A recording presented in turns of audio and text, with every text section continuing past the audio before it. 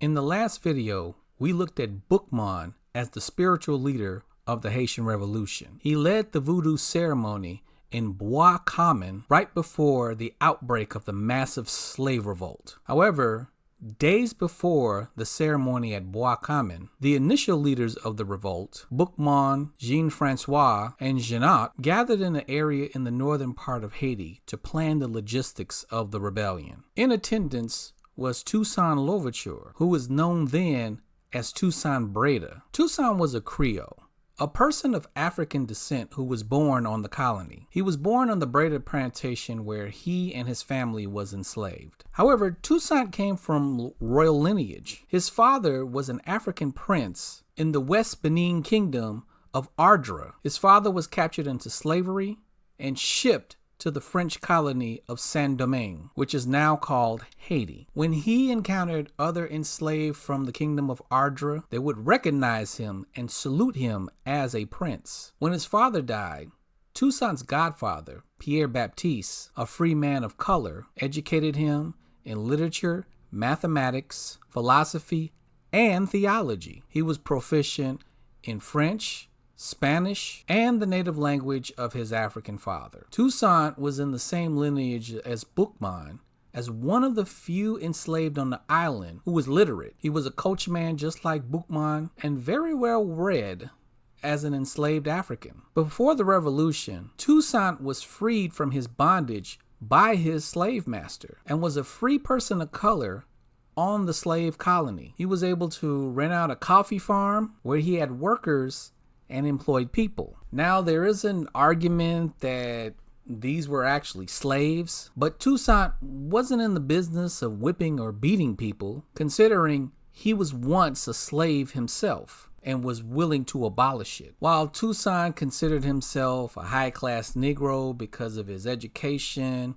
and his status as a free person of color, he felt that he was equal with his fellow white Frenchmen. But later on, Toussaint will find out that his education and his emancipation status mean nothing to his fellow white Frenchmen. However, Toussaint was sympathetic to the abolition of slavery and was one of the co-conspirators in Boukman's uprising. He did participate in the logistics meetings, but he did not involve himself in the voodoo ceremony at Bois Common, since his European style of education had steered him away from voodoo. He was not one of the main leaders of the August 1791 rebellion, but as the revolution went on, Toussaint became the leader of a very formidable army. In one military strategy against the French, in 1793, Toussaint, along with Jean-Francois and Bossu, defected to the Spanish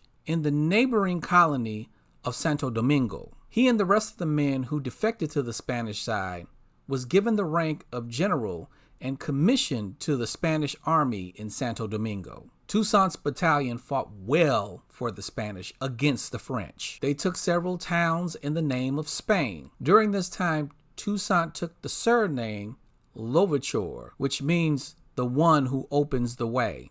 But when France abolished slavery in 1794, Toussaint decided to move his troops back to the French side. Jean-Francois and Bossu did not go with Toussaint and continued to serve with the Spanish army in Santo Domingo. But when Toussaint came back to the French side, he started to move things militarily and politically. He became the commander-in-chief for the armed forces of Saint-Domingue. He was able to wrestle away the governorship from Sontharax to become governor general. But there was still one problem. The renegade mulatto general in the South, André Rigaud. Rigaud never regarded Toussaint as his superior because of his full African appearance. Rigaud felt that he was superior because he was mixed race with European blood. Rigaud controlled a large battalion of mulatto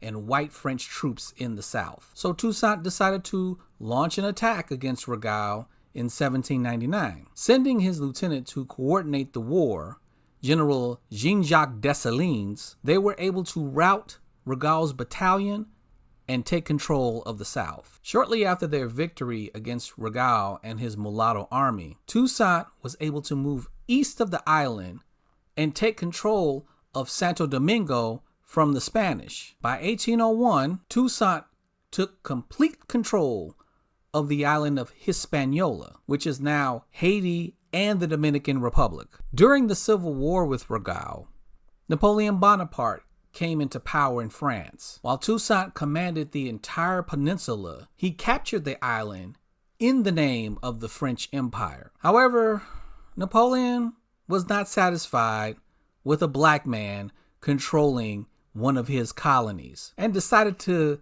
send an expeditionary force to the island to subdue Toussaint and his army. This force, led by Napoleon's brother-in-law, General Charles Leclerc, sent nearly 30,000 troops to the island. They landed on the island in 1802, and fighting once more ignited. Toussaint's generals, Dessalines and Henry Christophe, fought valiantly. However, Toussaint was ready to make a deal. He was losing control of his main generals, especially Dessalines, over logistics issues in fighting the expeditionary force. But despite his tensions with Dessalines, Toussaint attempted to make a deal with the French and agreed to retire with full military rank if the French was willing to take Dessalines and Christophe into their armies with full general rank. This was agreed upon along with their promise not to reinstate slavery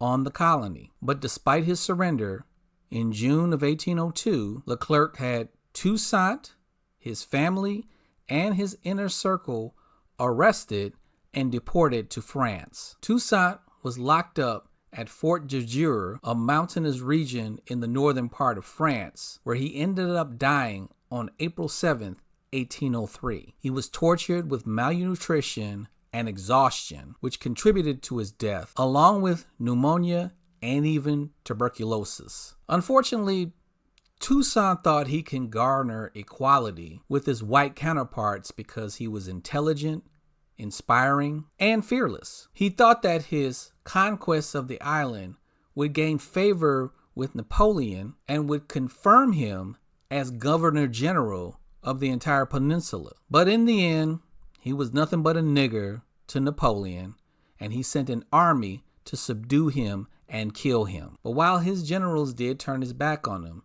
Toussaint did give his generals good military science. Toussaint just didn't have the spirituality to make the revolution a crusade. He did not have the audacity to break away from French rule. This is why his role was only the intellectual leader, but his main general, Jean-Jacques Dessalines, would finish the job, and he would become the heart of the revolution.